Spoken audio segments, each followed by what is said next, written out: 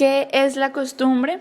La costumbre es una forma de producción de normas jurídicas que consisten en la repetición general, constante y uniforme de un determinado comportamiento en determinadas circunstancias.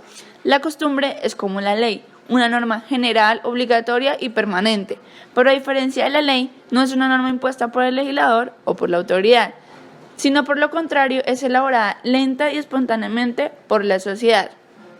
Durante la antigüedad, la Edad Media y la Edad Moderna, la costumbre fue la fuente jurídica formal por excelencia del derecho.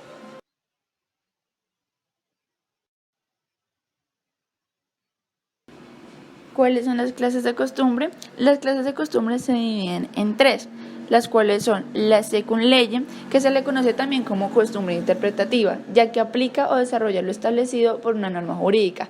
Es la ley que le otorga su vigencia, es decir, la que le faculta para regular un asunto en específico. La segunda clase de costumbre es la prater lege. Es la costumbre que establece cuál es la regla aplicable a situaciones que bien no tienen legislación por parte del jurista o en el caso de las lagunas legales. El artículo 1 del Código Civil Español dispone que la costumbre solo regirá en defecto de ley aplicable, siempre que no sea contraria a la moral o al orden público y que resulte probada. La tercera y última clase de costumbre es la contralege. Es la costumbre que dice lo contrario de lo que establece la norma legal. Lógicamente, este tipo de costumbre es muy conflictiva y discutida. No está nada clara que sea de aplicación y existen teorías muy dispares en este tema. Hay algo muy curioso, ya que en los códigos no se acepta esta opción, ya que se parte de la base de que la ley está por encima de la costumbre jerárquicamente hablando. Para muchos estudiosos, la ley se coloca en un estrato superior a la costumbre y por tanto no tiene sentido que sea de validez a costumbres que son contrarias a lo que estipula la ley.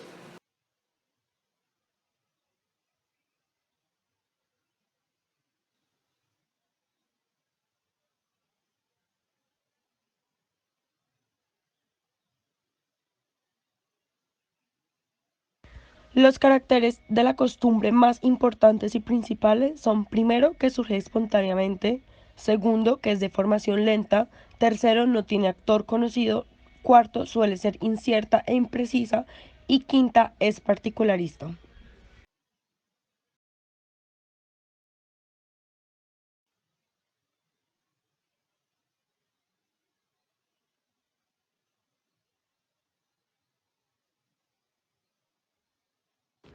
Diferencias entre la ley y la costumbre.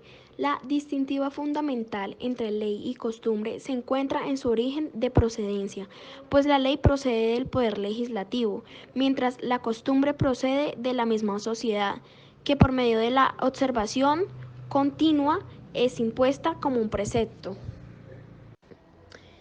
En las diferencias entre la ley y la costumbre está en la parte de la costumbre que no tienen la fuerza de la ley o las sanciones obligatorias por incumplirlas, mientras que en la ley las violaciones a la ley conducen a sanciones que el gobierno hace cumplir.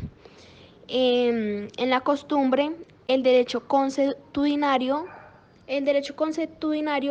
como bien ya sabemos, es la fuente del derecho que se basa en las costumbres, prácticas y creencias dentro de una comunidad.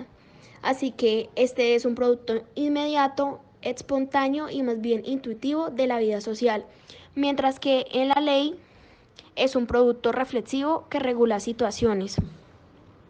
Por último, en la costumbre se dice que es incierta e imprecisa, mientras que en la ley se dice que es precisa y permite con mayor certeza y seguridad las relaciones jurídicas.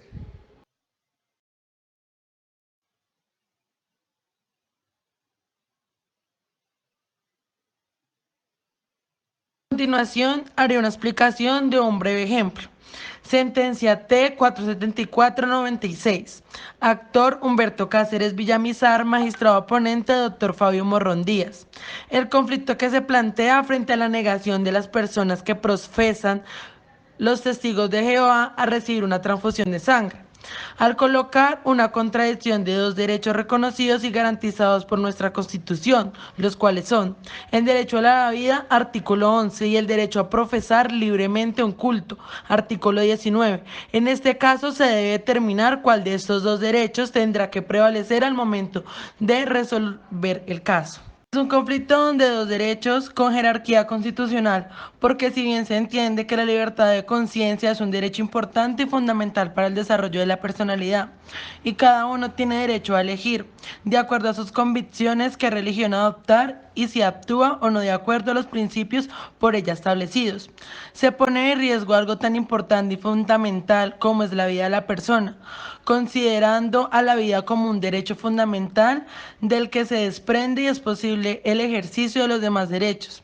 Es un derecho insustituible una vez que se pierda. Lo que se debe aceptar la decisión de las personas respetando la autonomía privada, el derecho de disposición de su propio cuerpo y el derecho a la libertad de conciencia religiosa para tomar una decisión de tal sentido. En definitiva, se debe respetar el derecho a la dignidad de la persona como fundamentalmente para el desarrollo de la vida, otorgándole la posibilidad de decidir rechazar cualquier tratamiento aún sin invocar alguna causa, independientemente que sea por cuestiones religiosas o no. A su vez, obliga al médico antes de aplicar algún tratamiento a obtener el consentimiento del paciente. Por ello, al momento de plantearse un caso de ese tipo, se debe primar la voluntad de la persona, respetando a través de esto la autonomía privada de cada uno, el derecho de disponer del propio cuerpo, la libertad religiosa, que se encuentra englobados dentro de la dignidad o la vida digna de un individuo, que es fundamental para el desarrollo y existencia como tal.